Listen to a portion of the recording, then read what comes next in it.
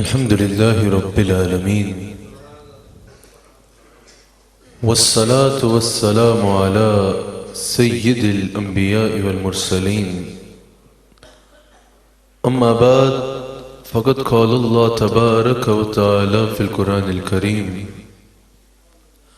أعوذ بالله من الشيطان الرجيم بسم الله الرحمن الرحيم فمن يعمل مثقال ذرة خيرا يراه ومن يعمل مثقال ذرة شرا يراه صدق الله العظيم وصدق رسوله النبي الكريم۔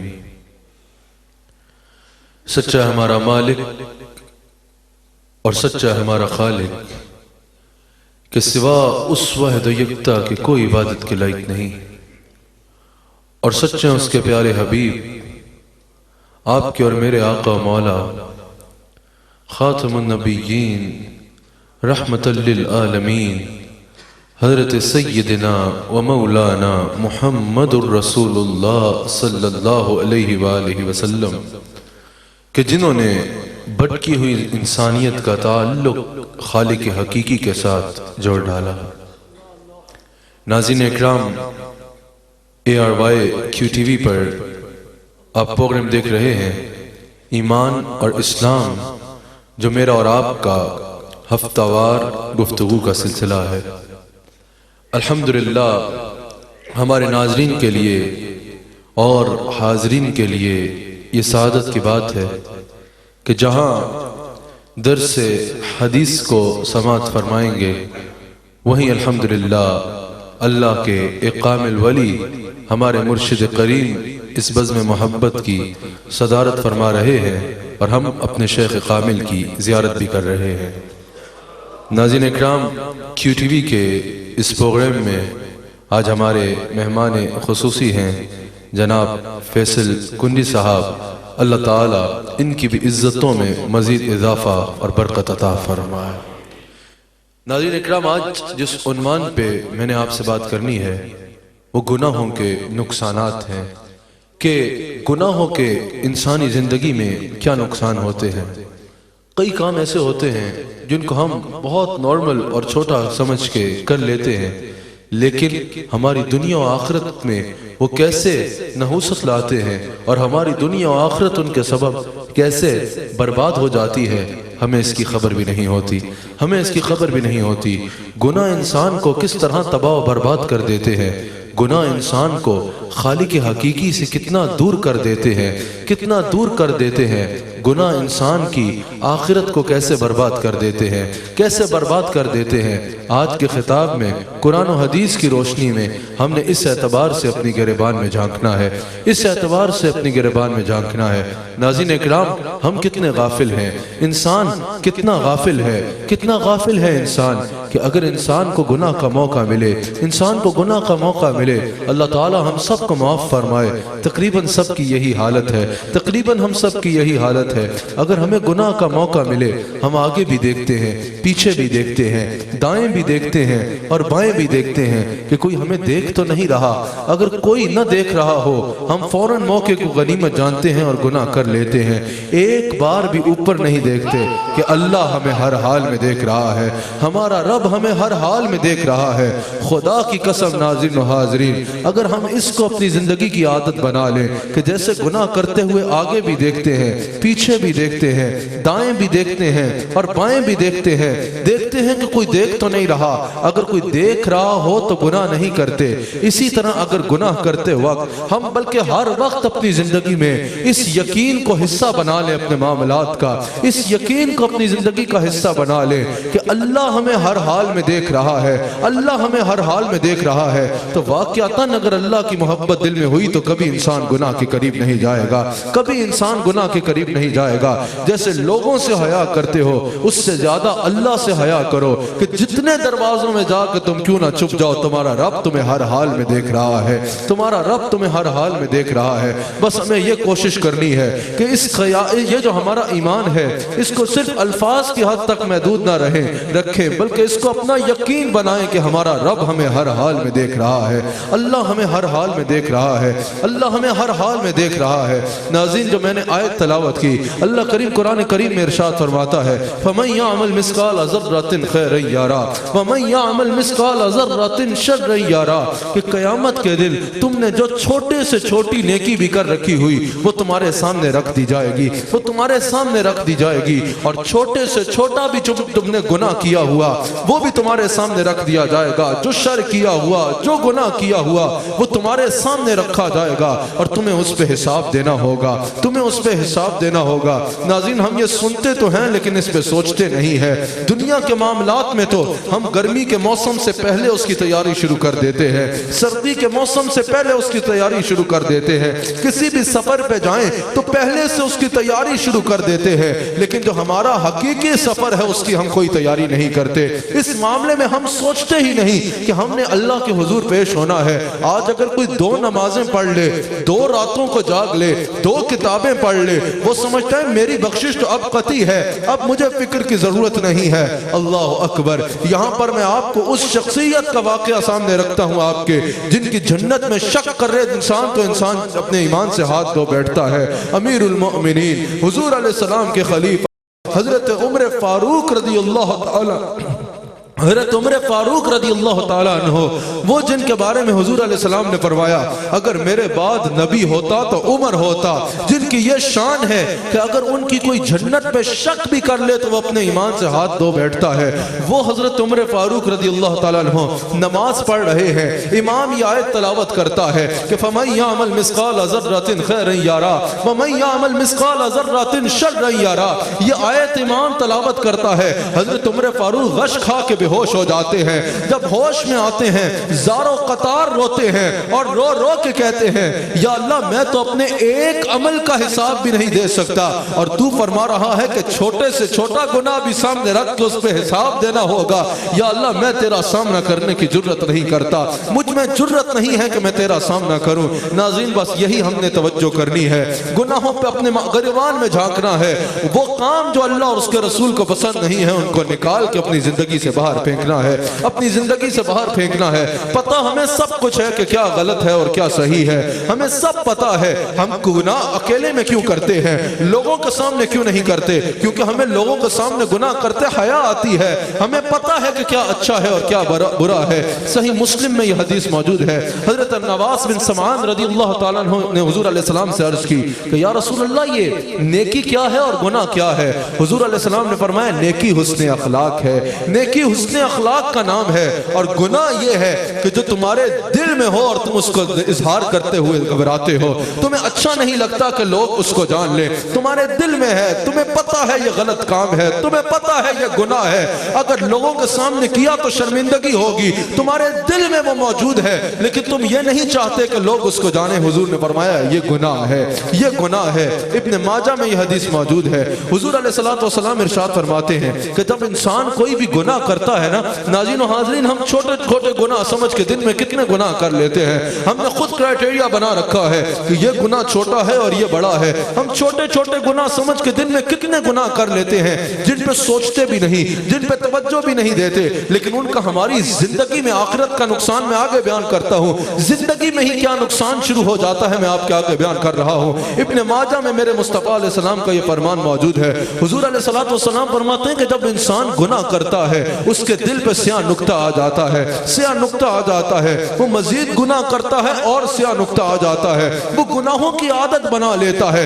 جس طرح ہم، پھر میں کہتا ہوں، چھوٹے چھوٹے گناہ سمجھ کے کتنے گناہ دن میں کرتے ہیں۔ حضور فرماتے ہیں جو جو وہ گناہ کرتا جاتا ہے، کرتا رہتا ہے، اس کے دل پہ سیاہ نقطے پڑتے رہتے ہیں، یہاں تک کہ اس کا سارا دل سیاہ ہو جاتا ہے، اس کا سارا دل سیاہ ہو جاتا ہے۔ حضور علیہ السلام فرماتے ہیں اس کا دل سیاہ ہو جاتا ہے، یعنی وہ نفس امارہ کی جانب چل پڑتا ہے, وہ سرکشی کی جانب چل پڑتا ہے, اس کا دل بند ہو جاتا ہے. اور حضور فرماتے ہیں اس کے برعکس اگر کوئی انسان نیکی کرتا ہے, نیکی کا کام کرتا ہے, اللہ کی رضا کی خاطر کوئی عمل خیر کرتا ہے, پھر عمل خیر کرتا ہے, جس طرح لوگ چھوٹے چھوٹے گناہوں کا موقع نہیں چھوڑتے, وہ چھوٹی سے چھوٹی نیکی کا موقع بھی چھوڑتا نہیں ہے. جب اس کو کوئی چھوٹا سا بھی موقع نظر آئے کہ اس سے میرا رب راضی ہوگا, وہ فوراً بڑھ کے وہ اپورچنٹی اویل کرتا ہے.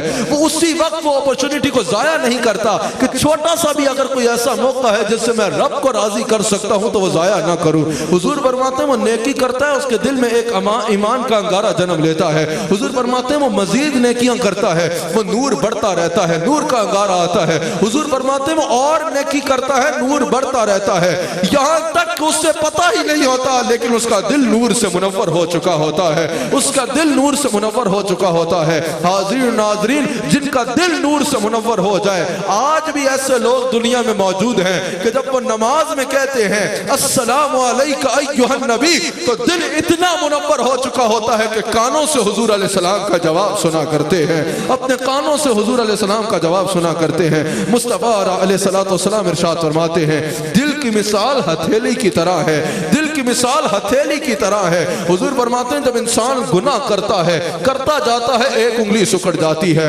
حضور فرماتے ہیں وہ اور گناہ کرتا ہے, دوسری انگلی بھی سکڑ جاتی ہے. وہ گناہوں کی عادت بنا لیتا ہے, تیسری چوتھی یہاں تک سب انگلیاں سکڑ جاتی ہیں اور انسان کا دل بند ہو جاتا ہے, انسان کا دل بند ہو جاتا ہے. اللہ نے قرآن میں فرمایا ہے نا ختم اللہ علی قلوبہم, اللہ تعالیٰ ان کے دلوں پہ مور لگا دیتا ہے. معاذ اللہ انسان اس جانب چل پڑتا ہے, انسان اس جانب چل پڑتا ہے کہ جب دلوں پہ مور لگ جاتی ہے, انسان گناہ تو کرتا ہے لیکن احساس ندامت بھی جاتا رہتا ہے. انسان گناہ کو گناہ سمجھتا نہیں ہے اور نیکی کو نیکی سمجھتا نہیں ہے. نیکی کا شوق ختم ہو جاتا ہے, گناہ پہ شرمندگی ختم ہو جاتی ہے, گناہ پہ ندامت ختم ہو جاتی ہے, دل پہ مور لگ جاتی ہے اور انسان سرکشی کی جانب چل پڑتا ہے. اللہ تعالیٰ سے دعا کرو کہ اللہ تعالیٰ ہمیں ایسے وقت سے بچائے کہ ہم گناہ کریں تو گناہ کی ندامت بھی نہ ہو, گناہ کی ندامت بھی نہ ہو. اللہ تعالیٰ ہمیں ایسے سرکش ہونے سے بچا لے. اللہ تعالیٰ ہمیں کرم فرمائے, گناہ سے بچنے کی توفیق عطا فرمائے, گناہوں پہ ندامت عطا فرمائے, توبہ کی توفیق عطا فرمائے, اور اللہ ہماری توبہ کو قبول فرما لے, اللہ ہماری توبہ کو قبول فرما لے. یہ حدیث آپ کے لیے سننا بہت امپورٹنٹ ہے, بالخصوص دنیا بھر میں جو کیو ٹی وی پہ ناظرین مجھے سن رہے ہیں, میں آپ سب کی توجہ کا طالب ہوں. حضور علیہ السلام ارشاد فرماتے ہیں آج ہم کہتے ہیں بھئی ہم نہیں کر رہے نا گناہ, اوروں کا ہم نے ٹھیکہ اٹھا رکھا ہے, اوروں کے ہم اصلاح کیوں کریں, اوروں کے ہم اصلاح کیوں کریں. اور اگر کوئی بندہ خدا کسی کی اصلاح کرنے کے لیے میدان میں اتر ہی آئے, لوگ کہتے ہیں بھئی تم لوگوں کا ٹھیکہ اٹھا رکھا ہے, تم نے اس کی قبر میں جانا ہے, تم کیوں لوگوں کی اصلاح کر رہے ہو. نا نا نا نا, ایسے نہیں کرنا. مصطفیٰ علیہ السلام فرماتے ہیں جو قوم گناہ کرتی ہے, جس قوم میں گناہ ہوتے ہیں اور باقی لوگ روکنے کی طاقت رکھنے کے باوجود روکتے نہیں ہیں, یعنی اگر ان کو ہوتا ہے کہ اگر میں نے روکا تو میرے لوگوں سے تعلقات خراب ہوں گے, بولیں گے جب دیکھو نصیحت کر رہا ہوتا ہے, اگر میں نے روکا تو معاشرے میں میرا ویلیو جو ہے وہ کم ہوگی, میرے لوگ مجھ سے ملنا چھوڑ دیں گے. بات یہ ہوتی ہے لوگوں کی اصلاح نہیں کرتے, لوگوں کو گناہ سے روکتے نہیں ہیں. حضور علیہ السلام فرماتے ہیں جو ایسے کرتے ہیں گناہ کرنے والوں کے ساتھ ساتھ نہ روکنے والوں کو بھی اللہ عام عذاب میں مبتلا کر دے گا. آج دیکھیے نا کیسی کیسی وبائیں جنم لے رہی ہیں, کیسی کیسی وبائیں ہیں, ہر کوئی پریشان ہے. حضور فرماتے ہیں جب قوم میں گناہ ہوں گے اور روکنے والوں جن کا فرض ہے کہ روکیں گے نہیں, وہ گناہوں سے روکا نہیں کریں گے تو اللہ ان کو عام عذاب میں مبتلا کر دے گا, عام عذاب میں مبتلا کر دے گا. اللہ تعالی ہم سب کے گناہوں کو معاف فرمائے اور دنیا و آخرت میں ہمیں اللہ عذاب سے محفوظ فرما لے. بخاری و مسلم کی متفق علیہ حدیث ہے. اللہ اکبر, اس میں دیکھنا ذرا وہ کریم کتنا ہے, وہ کیسا ستار العیوب ہے, وہ نافرمانوں کے بھی گناہ پہ کیسے پردے ڈالنے والا ہے, وہ کتنا کریم ہے. میرے مصطفیٰ علیہ السلام ارشاد فرماتے ہیں کہ قیامت کے دن اللہ میری ساری امت کو معاف فرما دے گا, سب کی مغفرت فرمائے گا, لیکن مجاہرین کو اللہ معاف نہیں فرمائے گا. اب یہ مجاہرین کون ہیں؟ حضور نے فرمایا مجاہرین وہ ہیں کہ جو ساری رات گناہ کرتے ہیں, ساری رات گناہ کرتے ہیں اور اللہ ان کے گناہوں پہ پردے ڈالتا ہے. اللہ اکبر, ایسا کریم تم کو پھر نہ کہیں ملے گا. حضور فرماتے ہیں جو ساری رات گناہ کرتے ہیں اور اللہ ان کی نافرمانیوں کے باوجود ساری رات ان کے گناہوں پہ پردے ڈالتا ہے، اور صبح اٹھ کے وہ اللہ کے راز کو فاش کر دیتے ہیں، صبح اٹھ کے بہادری سے لوگوں میں بتاتے ہیں بھئی رات کو میں نے زنا کیا ہے، رات کو میں نے فلاں حسن والی کے ساتھ یا فلاں نسب والی کے ساتھ زنا کیا ہے، اس پر اتراتے پھرتے ہیں۔ اگر رات بھر جوا کھیلتے ہیں، اور جوا کھیلا ہے تو یہ کوئی فخر کرنے کی چیز ہے؟ اگر گناہ ہوا ہے سر سجدے میں ڈال اور اللہ سے توبہ کر، بجائے اس کے تو گناہوں پہ نادم ہو، گناہوں پہ ندامت ہو، تو گناہوں پہ اتراتا پھرتا ہے اور نکل کے کہتا رات کو میں نے جوئے سے اتنا مال کما لیا، یا رات کو میں نے محفل سرور میں تھا اور اتنی شراب پی لی۔ جو ساری رات گناہ کرتا ہے اور صبح اٹھ کے اس کو فخر سے بیان کرتا ہے، حضور فرماتے ہیں اللہ اس کو کبھی معاف نہیں فرمائے گا، اللہ اس کو کبھی معاف نہیں فرمائے گا۔ ایک تو گناہ کرتے ہو اور پھر گناہوں پہ اتراتے پھرتے ہو۔ ناظرین اکرام، یہی ہماری ہلاکت کا باعث ہے، حاضرین یہی ہماری ہلاکت کا باعث ہے۔ ہم گناہ بھی کرتے ہیں اور گناہ پہ شرمندہ بھی نہیں ہوتے، ہم گناہ کو گناہ سمجھتے ہی نہیں ہیں، ہم گناہ پہ نادم ہی نہیں ہوتے۔ حالانکہ میں نے پہلے بھی کہا ہم نے کرائٹیریا بنا لیا ہے، بھئی یہ چھوٹا گناہ ہے اور یہ بڑا گناہ ہے، یہ بڑا گناہ ہے۔ ہر کسی نے اپنی سوچ کے مطابق کرائٹیریا بنا رکھا ہے اور گناہ کیے جا رہا ہے۔ گناہ پتہ بھی ہے کہ گناہ ہے، پھر بھی کہہ رہا ہے یہ تو چھوٹا سا گناہ ہے، حالانکہ جھوٹ کبائر میں شامل ہوتا ہے، کبیرہ گناہ ہے۔ ہم نے اس کو اپنی عادت بنا رکھا ہے، روزمرہ کے معاملات میں اس کو اپنی عادت بنا رکھا ہے۔ جس گناہ کو ہم چھوٹا سا گناہ سمجھ کے آسانی سے کر لیتے ہیں، حضرت عمر فاروق فرماتے ہیں وہ 10 نحوستیں اپنے ساتھ لاتا ہے۔ ہر گناہ کے 10 نقصان ہوتے ہیں، ہر گناہ 10 نحوستیں اپنے ساتھ لاتا ہے۔ ناظرین ذرا، اور ناظرین و حاضرین ذرا دل کے کانوں سے سنو اور اس پہ توجہ کرو۔ ہاں جذباتی باتیں کر کے نعرے لگانا، جھومنا، حق ہو کرنا یہ بہت اچھی بات ہے، لیکن ادھر بھی توجہ کرو، ادھر بھی توجہ کرو۔ آخرت میں یہ سوال پہلے ہونا ہے، یہ سوال پہلے ہونا ہے۔ حضرت عمر فاروق فرماتے ہیں 10 نقصانات ہیں ہر گناہ کے۔ اللہ اکبر۔ فرماتے ہیں پہلا نقصان یہ ہے کہ انسان اپنے رب کو ناراض کر دیتا ہے، انسان اپنے رب کو غضبناک کرتا ہے، انسان اپنے رب کو ناراض کرتا ہے۔ اور دوسرا نقصان یہ ہے رب کو ناراض کرتا ہے اور ابلیس کو خوش کر دیتا ہے، شیطان کو خوش کرتا ہے۔ جب بھی انسان گناہ کرتا ہے تو شیطان خوش ہوتا ہے، شیطان خوش ہوتا ہے۔ حضرت عمر فاروق فرماتے ہیں کہ تمہیں ہو کیا گیا ہے؟ تم اپنی چھوٹی سی لذت کی خاطر، تم اپنی چھوٹی سی نفسانی خواہشات کی خاطر، تم اپنے تھوڑے سے وقت کی لذت کی خاطر رب کو ناراض کر کے شیطان کو خوش کرتے ہو۔ اے انسان اپنی زندگی کا مقصد دیکھ، تو رب کو خوش کرنے آیا ہے یا شیطان کو خوش کرنے آیا ہے؟ 70 ماؤں سے زیادہ پیار کرنے والا کون ہے؟ اللہ۔ سارے اللہ کا نام لو۔ 70 ماؤں سے زیادہ پیار کرنے والا کون ہے؟ ہمیں انسان بنانے والا کون ہے؟ ہمارا رزاق رزق دینے والا کون ہے؟ ہمیں عزت دینے والا کون ہے؟ ہمیں سب کچھ دینے والا کون ہے؟ ہمارا خالق کون ہے؟ اس اللہ کو ناراض کرتے ہو اور شیطان کو خوش کرتے ہو، کتنے بد نصیب ہو تم۔ حضرت عمر فاروق یہ ارشاد فرماتے ہیں اللہ ہم سب کے گناہوں کو معاف فرمائے۔ پھر آپ فرماتے ہیں تیسرا اور چوتھا نقصان یہ ہے کہ ہر گناہ کے سبب انسان جنت سے ایک قدم دور ہو جاتا ہے اور جہنم سے ایک قدم قریب ہو جاتا ہے، جہنم سے ایک قدم قریب ہو جاتا ہے۔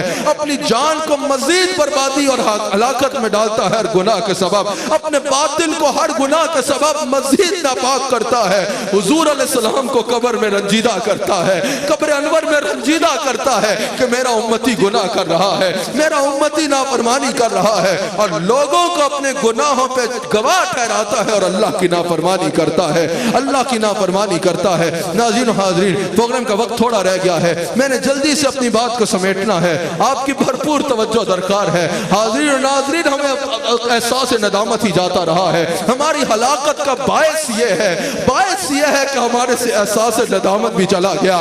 گناہ کرتے ہیں اور اس پہ شرمندہ بھی نہیں ہوتے بلکہ اس پہ اکڑ کے خوش ہوا کرتے ہیں، اپنے گناہوں کو اپنے دوستوں کی مجلس میں بیٹھ کے خوشی سے بیان کرتے ہیں۔ اگر کوئی زنا کرتا ہے بجائے اس کے کہ اس پہ رو رو کے توبہ کرے، اپنے دوستوں میں بہادری سے بیان کرتا ہے۔ اگر کوئی گناہ کرتا ہے تو اس میں احساس ندامت ہی نہیں ہے، اسے ندامت بھی جاتی نہیں ہے کہ میں گناہ کر رہا ہوں۔ نماز چھوڑ دینا ہم نے چھوٹا سا گناہ سمجھ رکھا ہے، نماز کو قضا کر دینا ہم نے اپنی عادت بنا لی ہے، نماز کو قضا کرنا ہم اسے گناہ سمجھتے ہی نہیں ہے، نماز کو कोई ऑप्शनल चीज तो नहीं है कि मौका मिले तो पढ़ लो वरना छोड़ दो। नमाज अल्लाह ने हम पे फर्ज की है। मेरे जद्द अमजद ख्वाजा अब्दुल रहमान रहमतुल्लाह अलैह फरमाते हैं कि अगर इंसान को पता चल जाए कि एक नमाज कज़ा करने का उसकी आखिरत में कितना नुकसान है, तो अगर उसकी कभी एक नमाज भी कज़ा हो जाए उसको इतना गम हो कि उसी गम में मर जाए कि मेरे सजदे कज़ा हो गए, मेरे सजदे कज़ा हो गए। हमने इसको रोजमर्रा का हिस्सा बना लिया है। नमाज चली जाए तो हमें परवाह भी नहीं होती। दुनिया में अगर हमें कुछ रुपए का भी नुकसान हो जाए तो हमारी नींदें हराम हो जाती है। अल्लाह के हुकूक को हम अदा नहीं करते, कज़ा करते हैं और उसमें शर्म भी नहीं आती। हम सबको इज्तिमाई तौबा की जरूरत है। हम सबको अल्लाह से माफी मांगने की जरूरत है। हम सबको अल्लाह से ये भीख मांगने की जरूरत है, या अल्लाह हमें अपनी बंदगी की तौफीक अता फरमा दे। ओ बंदे आज तौबा कर ले, आज अपने वक्त की हकीकत को जान ले। कल जब ये सांसें रुक गई तो तुझे बड़ा नुकसान होगा, कल तुझे बड़ा नुकसान होगा। सूरह कलम में अल्लाह करीम इरशाद फरमाता है जब पिंडली से पर्दा उठ जाएगा। सूरह कलम की आयत नंबर 42 में अल्लाह इरशाद फरमाता है जब पिंडलियों से पर्दा उठ जाएगा, यानी कयामत का दिन होगा जब पिंडलियों से पर्दा उठ जाएगा, लोगों को सजदे का हुक्म दिया जाएगा, बेनमाजी से सजदे की इस्तिताअत छीन ली जाएगी। हुजूर अलैहिस्सलाम फरमाते हैं कयामत का दिन होगा, बड़ा मैदान होगा, हुक्म होगा कि अल्लाह को सजदा किया जाए। बेनमाजी उस दिन सजदा करना चाहेगा लेकिन उसकी कमर को तख्ते की तरह सख्त कर दिया जाएगा, वो सजदा नहीं कर पाएगा। अल्लाह सूरह कलम में फरमाता है उस वक्त उसकी निगाहें शर्म से झुकी होगी, उस पर जिल्लत छाई होगी। ये वो लोग हैं जो सही और सलामत थे, नमाज के लिए बुलाया जाता था लेकिन आते नहीं थे, नमाज के लिए बुलाया जाता था लेकिन नहीं आते थे। मेरे भाई आज वक्त है, आज दुनिया के कामों को सानवी हैसियत दो। जब भी अल्लाह की तरफ बुलाया जाए फौरन आके सजदा रेज़ हो जाओ, इससे पहले कि वो वक्त आ जाए कि तुम सजदा करना चाहो लेकिन तुमसे तौफीक छीन ली जाए, तुम्हें तौफीक छीन ली जाए।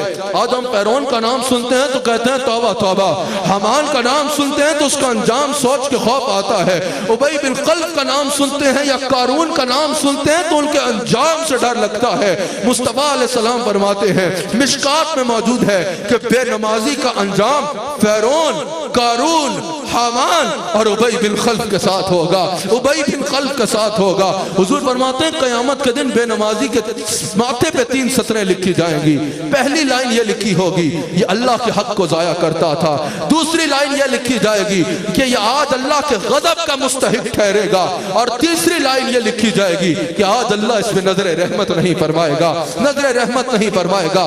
ज़कात न देने वाला साहिब इस्तिताअत होता है, माल इकट्ठे करने में तो हम बड़ा तेज होते हैं, रोज देखते हैं कि लोग कब्रों में जाते हैं। जिस तरह एक फकीर खाली हाथ जाता है उसी तरह बादशाह खाली हाथ जाता है। जिस कब्रिस्तान में महल में सोने वाला जाता है उसी कब्रिस्तान में चटाई पे सोने वाला जाता है। खरबों रुपए का मालिक जितनी जमीन में जाता है, 2 टके भी जिसके पास नहीं है जेब में वो भी उसी जमीन में जाता है। उसी तरह खाली हाथ एक कफन के साथ जाता है। फिर भी हम ज़कात नहीं देते, फिर माल जमा करते जा रहे हैं, और यही माल जो तुम्हारे लिए आजाब बनना है इसको आगे बेच के अपने लिए रहमत क्यों नहीं बना लेते। कुरान करीम में सूरह तौबा में अल्लाह इरशाद फरमाता है कि वो लोग जो सोना और चांदी जमा करते हैं, सोना और चांदी जमा करते हैं लेकिन उससे ज़कात नहीं देते, उनको दर्दनाक अजाब की वईद सुना दीजिए, दर्दनाक अजाब की वईद सुना दीजिए। अल्लाह करीम इरशाद फरमाता है वही सोना चांदी और माल जिसको वो जमा कर रहे हैं उसको क़यामत के दिन जहन्नुम की आग पे पिघलाया जाएगा, और ज़कात न देने वालों की पेशानी पे डाला जाएगा, पहलू पे डाला जाएगा और पुष्टों पे डाला जाएगा, और उनसे ये कहा जाएगा ये वो माल है जो तुम जमा करते थे लेकिन ज़कात नहीं देते थे, अब जो जमा किया उसका मजा चखो, अब जो जमा किया उसका मजा चखो। नाज़रीन और हाज़रीन ये वो माल होगा जिसकी हम ज़कात नहीं देते, जिसकी लोग ज़कात नहीं देते। आज अल्लाह की बारगाह में तौबा करो, आज अल्लाह की बारगाह में तौबा करो। आज अगर साहिब इस्तिताअत हो, साहिब निसाब हो तो ज़कात दो। अच्छा एक और बात, आज شادیوں پہ عورتوں کو بہت سارا سونا دیا جاتا ہے، اس میں کوئی غلط بات نہیں ہے، جو دینا چاہے ضرور دے، اس میں کوئی غلط نہیں ہے۔ عورتوں کو بہت سارا سونا دیا جاتا ہے، دینا چاہیے، جو دیتا ہے ضرور دے، اس میں کوئی حرج نہیں ہے۔ لیکن عورت سمجھتی ہے کہ یہ تو میرے شوہر نے زکوٰۃ دینی ہے، زکوٰۃ میرے شوہر نے دینی ہے۔ نہیں، عورتوں اس کی مالک تم ہو۔ اگر شوہر اپنی خوشی سے زکوٰۃ دینا چاہے تمہارے مال کی، وہ اگر دے تو زکوٰۃ ادا ہو جائے گی، لیکن یہ اس پہ فرض نہیں، یہ عورت پہ فرض ہے۔ اگر شوہر اس عورت کے سونے کی زکوٰۃ نہیں دیتا تو سوال شوہر سے نہیں ہونا بلکہ عورت سے ہونا ہے۔ عورتوں کو اپنے سونوں کی زکوٰۃ نکالنی ہوگی اور زکوٰۃ ادا کرنی ہوگی، ورنہ یہی انجام ہے جو میں نے قرآن کی آیت آپ کے آگے تلاوت کی ہے۔ آج والدین کی نافرمانی کو گناہ سمجھا ہی نہیں جاتا، بلکہ بچہ اس کو اپنی بہادری سمجھتا ہے۔ اب میں خود کفیل ہو گیا ہوں، اب مجھے اپنے والدین کی بات سننے کی ضرورت نہیں ہے، اب مجھے اپنے والدین کی بات سننے کی ضرورت نہیں ہے۔ اس کو بہادری سمجھا جاتا ہے، والدین کی نافرمانی کر کے اس کو بہادری سمجھا جاتا ہے، اور پھر شرم بھی نہیں آتی۔ وہ سمجھتے ہیں یہ تو معاشرے میں چلتا ہے بھائی، اور کسی اور معاشرے میں یہ چلتا ہوگا، اللہ اور اس کے رسول کے دین میں اس کی کوئی گنجائش نہیں ہے، اس کی کوئی گنجائش نہیں ہے۔ اگر قرآن و حدیث کا بغور مطالعہ کرو تو یہ بات تمہارے آگے عیاں ہو جائے گی کہ اگر اللہ اور اس کے رسول کے حقوق کے بعد تم پہ سب سے زیادہ کسی کا حق ہے تو تمہارے والدین کا حق ہے، تمہارے والدین کا حق ہے۔ حضور علیہ السلام ارشاد فرماتے ہیں کہ کیا میں تمہیں کبیرہ گناہ کے بارے میں نہ بتاؤں؟ عرض کی یا رسول اللہ، ارشاد فرمائیں۔ حضور نے فرمایا ایک شرک اور دوسرا والدین کی نافرمانی ہے، دوسرا والدین کی نافرمانی ہے۔ حاضرین و ناظرین، اللہ تعالیٰ نے اور حضور علیہ السلام نے کئی مقامات پہ جہاں شرک کی مذمت فرمائی، وہیں ساتھ والدین کی نافرمانی کی مذمت فرمائی ہے، والدین کی نافرمانی کی مذمت فرمائی ہے۔ مصطفیٰ علیہ السلام کی حدیث ترغیب و ترہیب میں موجود ہے۔ حضور علیہ السلام ارشاد فرماتے ہیں جس نے اپنے والدین کو ناراض کر لیا اس نے اپنے رب کو ناراض کر لیا، اس نے اپنے رب کو ناراض کر لیا۔ اگر تمہارے والدین تم سے ناراض ہیں تو ان کو راضی کرو، کیونکہ مصطفیٰ علیہ السلام نے فرمایا ہے والدین کی رضا میں اللہ کی رضا ہے، اور والدین کی ناراضگی میں اللہ کی ناراضگی ہے، والدین کی ناراضگی میں اللہ کی ناراضگی ہے۔ میں تیزی سے بات کو سمیٹ رہا ہوں، تیزی سے بات کو اختتام کی طرف بھی لے کے جانا ہے، کیونکہ وقت پروگرام کا محدود ہے۔ زنا کو آج گناہ سمجھا ہی نہیں جاتا، آج زنا کو گناہ سمجھا ہی نہیں جاتا۔ زنا کیا جائے تو اس پہ بدائے اس کے ندامت ہو اترایا جاتا ہے، اس پہ فخر کیا جاتا ہے۔ اگر خدا نخواستہ اگر تمہارے سے کوئی ایسی غلطی ہو گئی ہے، اگر تمہارے سے زندگی میں کبھی ایسا گناہ ہو گیا ہے، یہ گناہ کبیرہ ہو گیا ہے، تو اللہ کے حضور سجدہ ریز ہو، اللہ سے معافی مانگو، توبہ کرو، نظروں کو شرم سے جھکا کے رکھو، اللہ کی بارگاہ میں رو رو کے ہاتھ باندھ کے معافی مانگو، یا اللہ مجھے معاف فرما دے۔ لیکن تم تو اتراتے پھرتے ہو۔ آج ایسا ہے یا نہیں ہے؟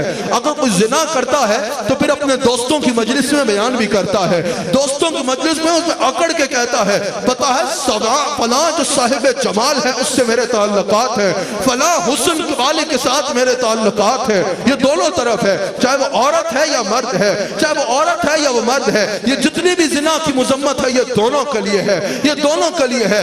آج اگر کوئی زنا کرتا ہے یا زنا کی مرتکب ہوتی ہے تو وہ اس پہ فخر کیا جاتا ہے، اس پر فخر کیا جاتا ہے، اس پر اترایا جاتا ہے، اس میں ندامت بھی نہیں ہوتی، اس کو اپنی بہادری سمجھا جاتا ہے، حالانکہ یہ اللہ کو ناراض کرنے کا رستہ ہے۔ اللہ کریم قرآن کریم میں فرماتا ہے زنا کے قریب بھی مت جاؤ، بے شک زنا بے شک یہ کھلی بے حیائی ہے، بے شک یہ کھلی بے حیائی ہے۔ آج ناظرین و حاضرین مجھے سمجھ نہیں آتی، ہمیں اللہ اور اس کے رسول کی باتوں پہ یقین نہیں ہے یا ہم اس پہ توجہ نہیں دیتے؟ اگر یقین ہے تو اس بربادی سے کیوں نہیں بچتے جس کے بارے میں مصطفیٰ علیہ السلام نے ارشاد فرمایا ہے کہ زنا کرنے والوں کو قیامت کے دن شرمگاہوں سے جہنم میں لٹکایا جائے گا۔ یہ مصطفیٰ علیہ السلام کا فرمان ہے کہ جو زانی ہوگا شرمگاہ کے ساتھ اس کو جہنم میں لٹکایا جائے گا، لوہے کے گرز سے اس کو مارا جائے گا، مارا جائے گا۔ حضور علیہ السلام فرماتے ہیں ذلت اس پہ چھائی ہوگی، اس سے فرشتے کہیں گے، وہ جب چلائے گا، وہ جب چیخ و پکار کرے گا، فرشتے کہیں گے دنیا میں تو گناہ کر کے اکڑا کرتا تھا، دنیا میں تو گناہ کر کے اترایا کرتا تھا، دنیا میں تو گناہ کر کے خوش ہوا کرتا تھا۔ اس وقت تجھے اللہ کا خیال نہیں آتا تھا، اس وقت آتا جب گناہ کر کے خوش ہوا کرتا تھا۔ اب جب بویا تھا وہ کاٹ، اب جب وہ کر رہا ہے اب بھگت اس کو۔ ہم سمجھتے ہیں کہ صرف زنا کی جو آخری حد ہے وہی زنا ہے، نہیں، مشکات میں یہ حدیث موجود ہے۔ حضور علیہ السلام فرماتے ہیں انسان کی آنکھ بھی زنا کرتی ہے، مشکات میں یہ حدیث موجود ہے۔ حضور علیہ السلام فرماتے ہیں انسان کے کان بھی زنا کرتے ہیں، مصطفیٰ علیہ السلام فرماتے ہیں انسان کی زبان بھی زنا کرتی ہے، حضور فرماتے ہیں انسان کے ہاتھ بھی زنا کرتے ہیں، حضور فرماتے ہیں انسان کے پاؤں بھی زنا کرتے ہیں، یہ مشکات میں حدیث موجود ہے۔ حضور فرماتے ہیں آنکھ کا زنا بدنگاہی ہے، نہ محرم عورت یا نہ محرم مرد کو دیکھنا ہے، دیکھ کے لذت حاصل کرنا ہے۔ حضور علیہ السلام فرماتے ہیں نہ محرم عورت یا نہ محرم مرد کے ساتھ فحش کلامی کرنا، اس سے کان زنا کرتے ہیں، یہ کانوں کا زنا ہے۔ ہاتھ ملانا یہ ہاتھوں کا زنا ہے۔ بدکاری کی طرف چل کے جانا حضور فرماتے ہیں یہ پاؤں کا زنا ہے۔ توجہ سے سنیے، حضور فرماتے ہیں یہی وہ گناہ ہے جو انسان کے دل کو مائل کرتے ہیں، انسان کے دل کو مائل کرتے ہیں، اور حضور فرماتے ہیں جب دل مائل ہو جاتا ہے تو شرمگاہ اس کی تصدیق کرتی ہے، شرمگاہ اس کی تصدیق کرتی ہے۔ اللہ تعالی ہم سب کو گناہوں سے بچنے کی توفیق عطا فرمائے۔ عورت ضرور تعلیم حاصل کرے، اس امت کی سب سے بڑی عالمہ حضرت عائشہ صدیقہ سلام علیہا ہے۔ عورت تعلیم ضرور حاصل کرے لیکن باحیا طریقے سے حاصل کرے، با پردہ ہو کے حاصل کرے۔ ہم یہ نہیں کہتے کہ عورت جو ہے اس کا معاشرے میں کوئی مقام نہ ہو، عورت کو حضور علیہ السلام نے وہ مقام عطا فرمایا ہے جس کا تم تصور بھی نہیں کر سکتے، اور تم آج وومن رائٹ کی آواز اٹھا رہے ہو، تم آج وومن رائٹ پہ شور کر رہے ہو۔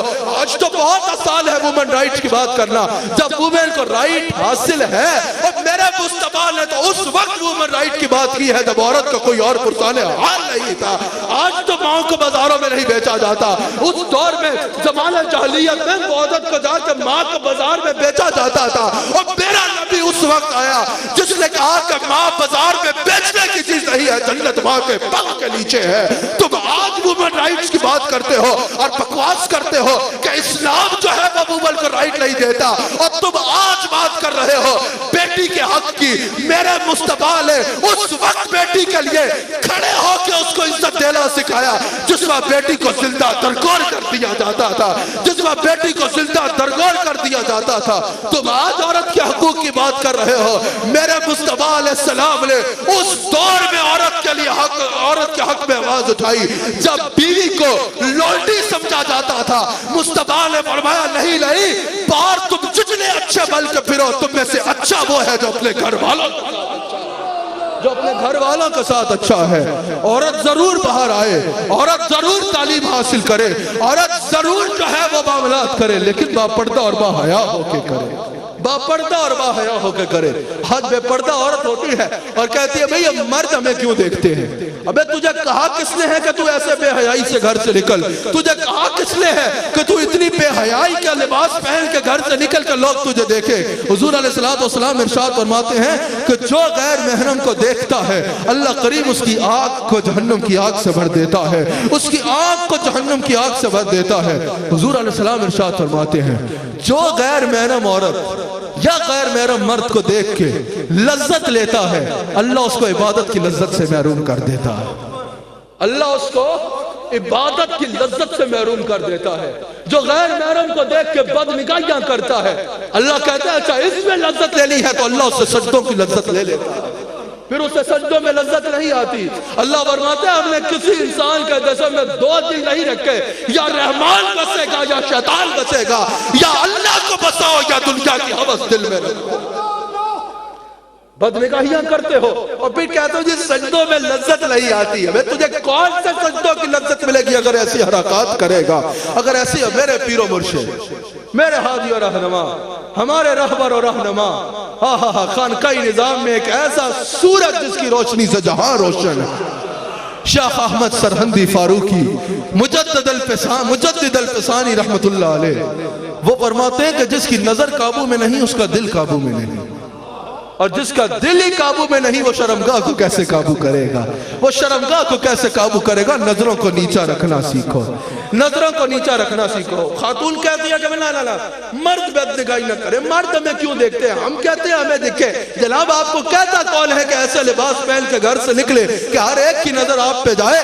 اللہ کریم نے قرآن کریم میں ارشاد فرمایا ہے، قرآن کریم میں ارشاد فرمایا ہے، اے میرے حبیب علیہ السلام فرما دیجئے اپنی ازواج سے، اپنی شہزادیوں سے اور مومنین کی عورتوں سے کہ ڈال لیا کریں اپنے اوپر چادریں جب اپنے گھروں سے نکلا کرتی ہیں، جب اپنے گھروں سے نکلا کرتی ہیں۔ کنز العمال میں موجود ہے، حضور فرماتے ہیں باپ پردہ عورت کے لیے بڑی آسانیاں ہیں۔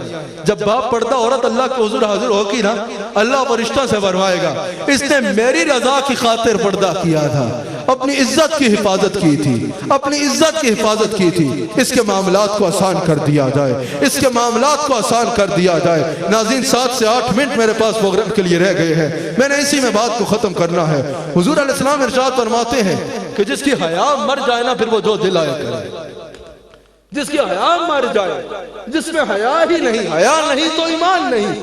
حضور فرماتے ہیں جس کی حیا مر جائے نا پھر وہ جو دل آیا کرے، پھر وہ ایسے ہی جو ہے وہ مثال کے طور پہ سیڑا میں گھوڑے والا گھوڑا ہوتا ہے گویا کہ جدھر دل آئے توڑ پہ، جس کی حیا مر جائے پھر وہ جو دل آیا کرے۔ مصطفیٰ علیہ السلام نے صحابہ سے فرمایا اس وقت تمہارا کیا ہی حال ہوگا، یعنی قوم کے لیے فرمایا جا رہا ہے، آنے والی قوم کے بارے میں بتایا جا رہا ہے کہ اس وقت کیا ہی حال ہوگا تمہارا، امت کو مخاطب کر کے کہا جا رہا ہے جب تمہارے جوان بدکار ہو جائیں گے اور تمہاری لڑکیاں حدود کو پھلانگنے لگیں گی۔ صحابہ نے عرض کی حضور ایسا بھی ہوگا کہ ہمارے جوان بدکار ہو جائیں گے اور لڑکیاں حدود کو پھلانگ جائیں گی؟ حضور نے فرمایا اس سے بھی بڑھ کے ہوگا، اس سے بھی برا ہوگا۔ حضور نے فرمایا اس وقت تمہارا کیا حال ہوگا جب تم بھلائی کا حکم نہیں دو گے اور برائی سے روکو گے نہیں۔ یا رسول اللہ ایسا بھی ہوگا؟ حضور علیہ السلام نے فرمایا اس سے بھی بڑھ کے ہوگا۔ اس وقت تمہارا کیا حال ہوگا؟ یہ ہم نے آج معاشرے میں دیکھ رہے ہیں، یہ بھی آج معاشرے میں ہم دیکھ رہے ہیں، واضح دیکھ رہے ہیں۔ حضور نے فرمایا اس وقت تمہارا کیا حال ہوگا جب تم بھلائی کو برائی سمجھ بیٹھو گے اور برائی کو بھلائی سمجھ بیٹھو گے، جب تم اچھے کام کو برا کام سمجھ بیٹھو گے اور برے کاموں کو اچھا کام سمجھ بیٹھو گے۔ یعنی اگر کسی نے داڑھی رکھی ہے، یعنی اگر کوئی نماز پڑھ رہا ہے، مثال دے رہا ہوں، یعنی اگر کوئی بے حیائی سے رک رہا ہے، یعنی اگر کوئی اللہ کی رضا کی خاطر کچھ کر رہا ہے، یعنی اگر کوئی عورت پردہ کر رہی ہے، اس کا معاشرہ کہے گا بے اس کو کیا ہو گیا، یہ کس دور میں ہے؟ اور اگر کوئی بے حیائیاں کر رہا ہے، واہ واہ واہ واہ اس کا تو ثانی نہیں۔ اس کے بارے میں حضور نے فرمایا کہ یہ گویا کہ آخری سٹیج ہوگی جب تم برائی کو بھلائی سمجھ بیٹھو گے اور بھلائی کو برائی سمجھ بیٹھو گے۔ تکبر کتنا بڑا گناہ ہے، آج ہم اس کو اپنا حسن سمجھتے ہیں۔ یہ باتیں کرنے کا مقصد یہ ہے جن چیزوں پہ ہمیں شرم آنی چاہیے تھی ان کو ہم اپنا حسن سمجھ رہے ہیں۔ حضور نے فرمایا نا تم برائی کو بھلائی سمجھ بیٹھو گے اور بھلائی کو برائی سمجھ بیٹھو گے۔ تکبر کو آج کیا سمجھا جاتا ہے؟ اگر کوئی انسان ایسے ہی مسکین کی طرح بیٹھا ہے نا، گردن پھینک کے عاجزوں کی طرح چل رہا ہے، کہا جاتا ہے اس کو کون پوچھے گا، یہ کیا ہے؟ اگر دینی مجلس میں بھی بیٹھا ہے تو کہے گا اس کو تو لگتا ہے کچھ آتا جاتا ہی نہیں، اتنی عاجزی سے بیٹھا ہوا ہے۔ اور کوئی آئے نا اکڑ کے پھون پھان کے ساتھ جس کی جو ہے وہ گردن میں ایسا سریا ہو کہ گردن نہیں، واہ واہ واہ حضرت کے کیا ہی کہنے، حضرت کے کیا ہی کہنے، یہ پتا چل رہا ہے نا کوئی علم حاصل کیا ہے۔ آج ہم برائی کو بھلائی اور بھلائی کو برائی سمجھ بیٹھے ہیں۔ اللہ تعالیٰ حضور علیہ السلام ارشاد فرماتے ہیں، بخاری میں موجود ہے کہ حدیث قدسی ہے، اللہ کریم نے ارشاد فرمایا کبریائی یہ تکبر یہ میری چادر ہے، جو اس میں مجھ سے جھگڑے گا، جب یہ میری چادر ہے تو یہ مجھے ہی جچتا ہے، جو یہ میری چادر ہے اور یہ مجھے ہی جچتا ہے، جو اس میں مجھ سے جھگڑے گا یعنی اس میں شامل ہونے کی کوشش کرے گا میں اسے شدید عذاب دوں گا۔ آج یہ 4 دن کا گھمنڈ اس کا بڑا نقصان ہوگا۔ حضور فرماتے ہیں جو زمین پہ آکڑ کر چلتے ہیں نا، جیسے زمین کے بادشاہ ہیں، زور زور سے پیر مار کر سینہ تان کر چلتے ہیں، اللہ اکبر کہ میرے جیسا تو کوئی ہے نہیں، دولت، حسب، نسب، علم، غرور، علم کا غرور۔ حضور فرماتے ہیں کہ قیامت کے دن انہیں چونٹیوں کی طرح اٹھایا جائے گا۔ حضور فرماتے ہیں ان پہ ذلت چھائی ہوگی۔ حضور فرماتے ہیں لوگ انہوں اپنے پیروں تلے رون دیں گے۔ حضور فرماتے ہیں بڑی آگ انہیں اپنی لپیٹ میں لے گی۔ خود سوچو کتنا برا مقام ہے، کتنا برا انجام ہے تکبر کرنے والے کا۔ آج معاشرے میں ہم کہتے ہیں سمجھ نہیں آتی، ہم مسلمان ہیں، ہمارے معاشی حالات ایسے ہو گئے، سمجھ نہیں آتی، ہم مسلمان ہیں، ہمارے معاشی حالات اتنے برے ہو گئے ہیں، سمجھ نہیں آتی ہمارے لیے غیب کی مدد کیوں نہیں آتی۔ اور بھائی تو غیب کی مدد کے تو انتظار میں ہے، تو انتظار میں تو ہے کہ فرشتے اتر کے تیرے معاملات ٹھیک کرے۔ اللہ فرما رہا ہے جو سود کھاتا ہے وہ اللہ کے ساتھ اعلان جنگ کرتا ہے، اللہ سے اعلان جنگ کر کے تم توقع کرتے ہو کہ تمہارے حالات بہتر ہوں گے، کبھی بھی حالات بہتر نہیں ہو سکتے جب تک اللہ سے جنگ رکھو گے۔ آج معاشرے میں سے سود ختم کر دیا جائے، دیکھو اللہ کی مدد کیسے نازل ہوتی ہے، دیکھو اللہ کی مدد کیسے سامنے حال ہوتی ہے۔ ہمارے معاشی معاملات کی حالت کیسے نہ ہو کہ جب سود اتنا عام ہے، کسی چھوٹے سے ملک کے ساتھ جنگ کر لی جائے تو ملک کے حالات ایسے ہو جاتے ہیں، جو اللہ سے جنگ کرے گا اس کا حال کیا ہوگا۔ آج اپنے گھر سے سود نکالو، اللہ کی مدد شامل حال ہے، اللہ کی مدد شامل حال ہوگی۔ رشوت لینے والا اور دینے والا، حضور نے فرمایا دونوں جہنمی ہیں۔ آج رشوت معاشرے میں عام ہو چکی ہے۔ حضور علیہ السلام کی ایک اور حدیث سنیے، جو اس منصب پہ ہیں، الترغیب و ترہیب میں یہ حدیث موجود ہے۔ مصطفیٰ جان رحمت فرماتے ہیں کہ جس نے پیسے لے کے، رشوت لے کے ناحق فیصلہ کر دیا، جس نے پیسے لے کے، رشوت لے کے ناحق فیصلہ کیا، اللہ اسے اتنی گہری جہنم میں پھینکے گا کہ وہ 500 سال بھی جہنم میں گرتا رہے تو اس کی تہہ تک نہیں پہنچے گا۔ آج مال میں ملاوٹ کی جاتی ہے، گناہ سمجھا ہی نہیں جاتا۔ حضور فرماتے ہیں جس نے مال میں ملاوٹ کی وہ میری امت میں سے نہیں ہے، وہ میری امت میں سے نہیں ہے۔ دکان پہ بیچنے والا دکاندار ناپ تول میں کمی کرتا ہے اور اس کو گناہ سمجھتا ہی نہیں ہے۔ حضور علیہ السلام ارشاد فرماتے ہیں جس نے ناپ تول میں کمی کی، قیامت کے دن اس کے لیے ہلاکت ہے، اس کے لیے ہلاکت ہوگی۔ آج رزق حرام کماتے ہیں اور پھر کہتے ہیں کہ بھئی دعائیں قبول نہیں ہوتی۔ حضور فرماتے ہیں ایک شخص ہے، لمبے سفر سے واپس آیا ہے، بال بکھرے ہوئے ہیں، ہاتھ اٹھا کے کہہ رہا ہے یا اللہ میری سن لے سن لے سن لے۔ حضور فرماتے ہیں حالانکہ اس کا رزق بھی حرام ہے، اس کا لباس بھی حرام ہے، اس کی پرورش بھی حرام کے مال سے ہو رہی ہے، حضور فرماتے ہیں اس کی دعا کیسے قبول ہوگی۔ حضور فرماتے ہیں اگر کوئی رزق حرام سے سود کے ذریعے، رشوت کے ذریعے، جوئے کے ذریعے، ملاوٹ کے ذریعے، دھوکے کے ذریعے رزق حرام کماتا ہے اور حج پہ جاتا ہے، حضور فرماتے ہیں وہ کہتا ہے لبیک اللہم لبیک، اس کو جواب آتا ہے لا لبیک ولا سعدیک، تمہارے لیے کوئی سعادت نہیں ہے اور تمہارے لیے کوئی رحمت نہیں ہے، تمہارے لیے کوئی رحمت نہیں ہے۔ آخری حدیث جس پہ میں نے بات کو ختم کرنا ہے، شراب پینے والا اس کو گناہ سمجھتا ہی نہیں۔ حضور علیہ السلام کی بارگاہ میں جبریل امین حاضر ہوتے ہیں، امام حاکم اس حدیث کو لائے ہیں، عرض کرتے ہیں یا رسول اللہ شراب پینے والا، شراب بیچنے والا، شراب خریدنے والا، شراب بنانے والا، ان چاروں پہ اللہ لعنت فرما رہا ہے، ان چاروں پہ اللہ لعنت فرما رہا ہے۔ ناظرین آخری بات یہ، اللہ بہت کریم ہے، توبہ کا دروازہ کھلا ہے، توبہ کا دروازہ کھلا ہوا ہے، وہ بہت کریم ہے۔ وہ فرماتا ہے نبّ عبادی انی انا الغفور الرحیم، میرے حبیب علیہ السلام فرما دیجئے میرے بندوں سے میں بہت کریم ہوں، میری طرف آ جائے میں معاف فرما دوں گا۔ حضور فرماتے ہیں اگر کوئی شخص گناہوں سے توبہ کر لے تو وہ گناہوں سے ایسے پاک ہو جاتا ہے جیسے اس نے کبھی گناہ کیا ہی نہیں ہے۔ اللہ کریم ارشاد فرماتا ہے بندے تو میرے آگے ہاتھ پھیلا تو صحیح، تو میرے آگے سر جھکا تو صحیح، تو مانگ تو صحیح، جب تو مجھ سے مانگے گا نا، جب تو توبہ کرے گا اور میرے آگے ہاتھ پھیلائے گا تو پھر میں یہ نہیں دیکھوں گا کہ تیرے گناہ زمین کی وسعتوں کے برابر ہیں، سمندر کی جھاگ کے برابر ہے یا آسمان جتنے کیوں نہ ہیں۔ اللہ فرماتا ہے جب تم میرے پاس آ جائے گا میں تیرے گناہ نہیں دیکھوں گا، اپنی رحمت کو دیکھ کے تجھے معاف فرما دوں گا، تجھے معاف فرما دوں گا، تجھے معاف فرما دوں گا۔ آج ہمیں ایک لباس دھونے کے لیے کم سے کم ایک بالٹی کی ضرورت ہوتی ہے، وہ اتنا کریم ہے، فرماتا ہے تو ایک آنسو بہا دے میرے خوف سے، توبہ کر کے میں تیری ساری زندگی کے گناہوں کو معاف کر دوں گا۔ یا اللہ یا کریم ہمارے گناہوں کو معاف فرما دے۔ یا اللہ یا کریم تیرے حبیب علیہ السلام کا وسیلہ پیش کر کے عرض کرتے ہیں، ہم اپنے حالات کا پتہ ہے، ہم بہت گناہگار ہیں، یا اللہ کریم ہمیں شہوت اعمال سے بچا لے، یا اللہ یا کریم ہمیں ہمارے گناہوں کے برے انجام سے بچا لے، یا اللہ یا کریم توبہ کی توفیق عطا فرما دے، یا اللہ کریم جو کہتے ہیں جو سنتے ہیں اس میں عمل کی بھی توفیق عطا فرما دے، یا اللہ یا کریم سچی توبہ کی توفیق عطا فرما دے، یا اللہ یا کریم اب تیری بارگاہ میں توبہ کرتے ہیں، حضور علیہ السلام کا وسیلہ پیش کر کے عرض کرتے ہیں ہماری توبہ کو قبول فرما لے، ہماری توبہ کو قبول فرما لے، یا اللہ یا کریم ہمارے حال پہ رحم فرما، یا اللہ یا کریم حضور علیہ السلام کا وسیلہ پیش کر کے عرض کرتے ہیں ہمیں تمام امراض سے نجات عطا فرما، تمام امراض سے محفوظ فرما، یا اللہ یا کریم تو ہمیں اپنی بندگی کی توفیق عطا فرما برحمتک یا ارحم الراحمین۔ ناظرین اکرام، AIYQ TV پر اگلے ہفتے اسی وقت اسی دن اسی چینل پہ آپ سے پھر ملاقات ہوگی۔